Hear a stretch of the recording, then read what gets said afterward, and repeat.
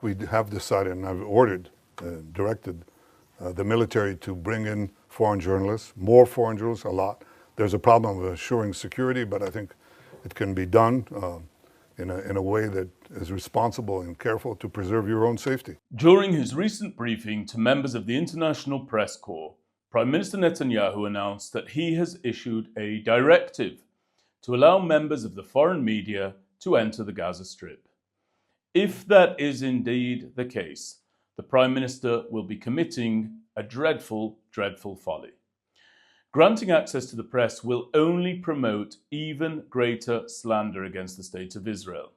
It will only ramp up the harassment of IDF soldiers and officers as they travel abroad, and it will result in the intensification of the efforts of anti-Israel and anti-Semitic organizations overseas, who since the very commencement of this conflict have hounded, threatened, and intimidated members of the diaspora Jewish community and Jewish institutions writ large. I believe that the Prime Minister must rescind the directive that he announced, because of all of the reasons that I just stated, but most profoundly because of a simple truth that nobody wants to acknowledge, namely that the international media are bad faith actors. They will only weaponize that which they see inside Gaza against the state of Israel. Now we know this because there's already a very extensive list of harsh realities by which supporters of Israel have been jolted since the October 7th massacre. It includes the failure of international organizations such as the ICC and the ICJ to adjudicate matters in a manner that in any way supersedes cheap politics.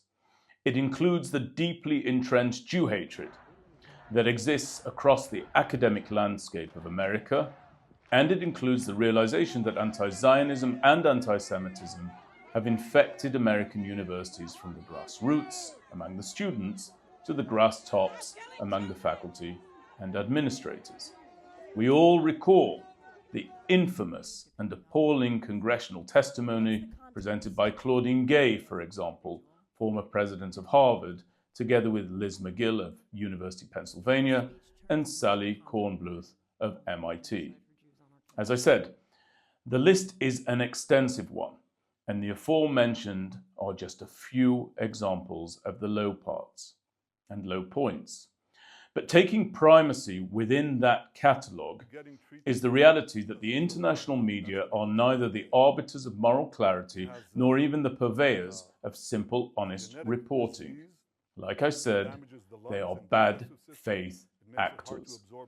Consider the fact that despite severe media restrictions having been applied around entering the Gaza Strip, incidentally a restriction rightly imposed by Israel, media outlets have been quite willing to accuse the State of Israel of carrying out every war crime known to man, to include genocide, ethnic cleansing, the implementation of hunger against a mass population as a weapon of war, indiscriminate killing, the deliberate targeting of hospitals, and the destruction of medical facilities, and much, much more.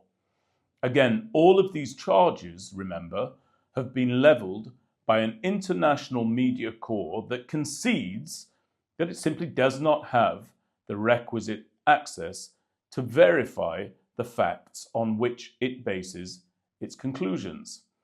But not having those facts has done absolutely nothing to reduce their readiness to make horrific accusations time and time again.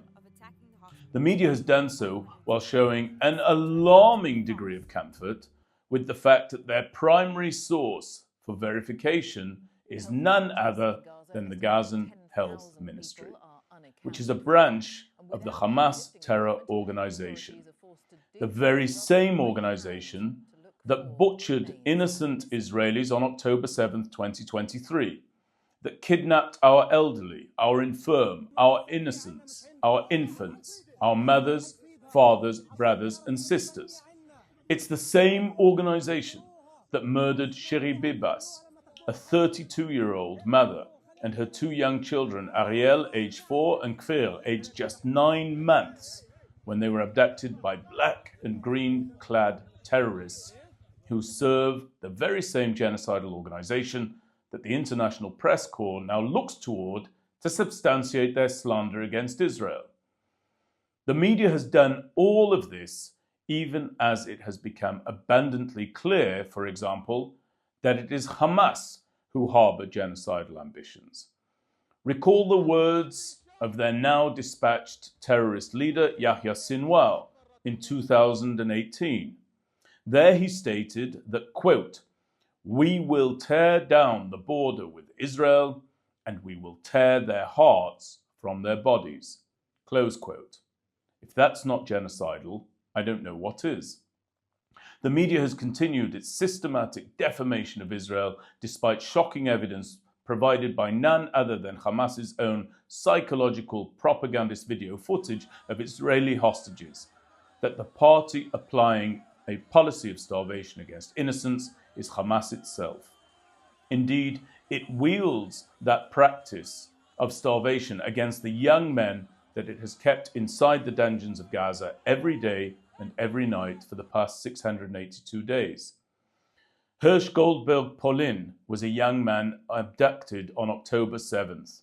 He weighed just 115 pounds when his terrorist captors executed him in a tunnel inside Gaza, together with Eden Yerushalmi, a young woman who weighed just 79 pounds when she was executed in the same incident.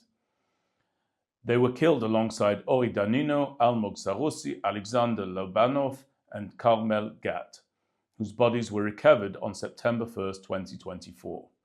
We know about Hamas's policy of starvation because of the images of Eli Sharabi, Or Levi, and Ohad Ben-Ami, who, emaciated and starved, were paraded about by Hamas before being released back to Israel on February 8th, 2025.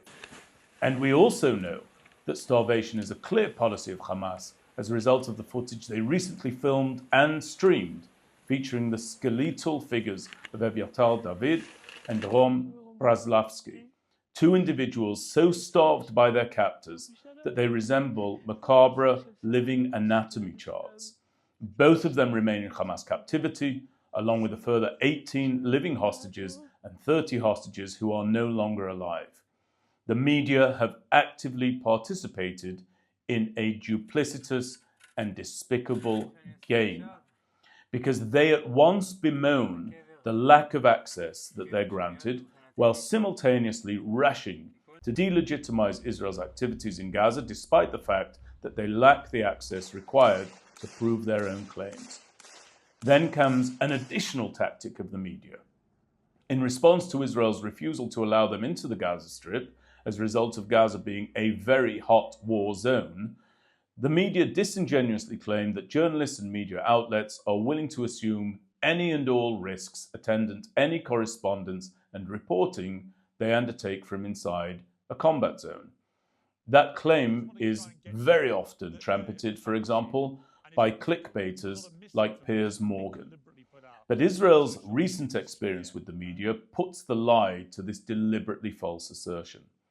Just last week, Anas Al-Sharif, a Hamas terrorist who was on the payroll of Hamas, who was a commander of a Hamas rocket launching team, and who was a frequent poser for fawning photographs and selfies with Yahya Sinwar, and who just happened to moonlight as a journalist for none other than Al Jazeera, was appropriately dispatched by the Israel Defense Forces in a targeted military strike.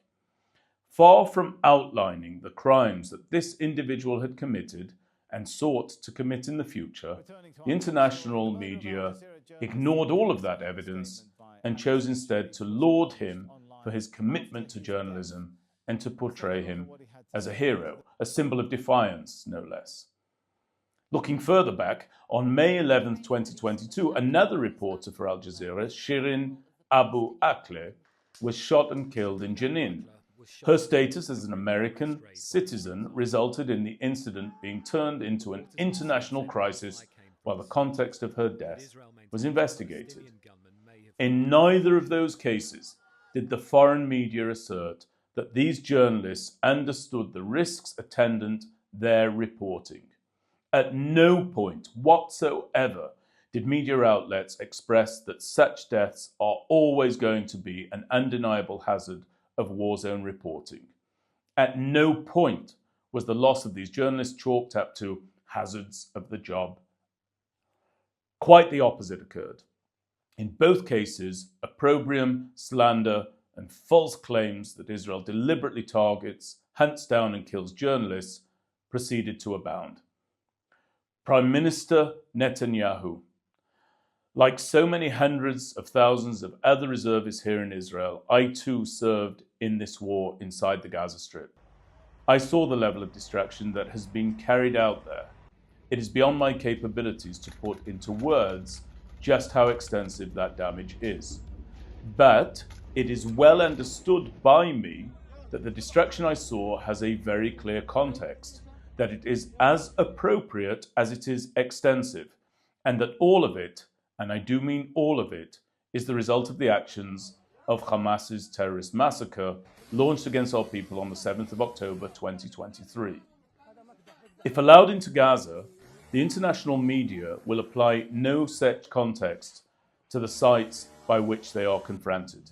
They will assign no such moral clarity as they survey the destruction before them, and if any of its representatives end up killed in a combat zone, the outlets and organizations for which they work will accept absolutely no responsibility for the journalists and their decisions and the decisions that they made. Instead, as I said earlier, they will weaponize those deaths in order to further indict us as we find ourselves in the midst of the fight of our lives. There is a very old adage about faith in the Almighty. It states that for those who believe in the righteousness of his ways, no evidence of its virtues is required. For those who do not, no amount of evidence will suffice. How readily adaptable this is for Israel's just fight when examined through the prism of the international media. For those who believe in Israel's right to ensure its long-term survival in a post-October 7th reality, no explanation is required. For those who do not, none will suffice. You cannot placate these journalists. Do not let them into Gaza. Far from being the arbiters of truth, they are the propagators of falsehood. They lack sufficient merit to trace the footprints of our heroic soldiers who have sacrificed so much during this war. And if they are given the opportunity to do so and to peer into the Gaza Strip, they will wield that which they see in order to sully the names of our defenders, as well as the country and the people that they are sworn to protect.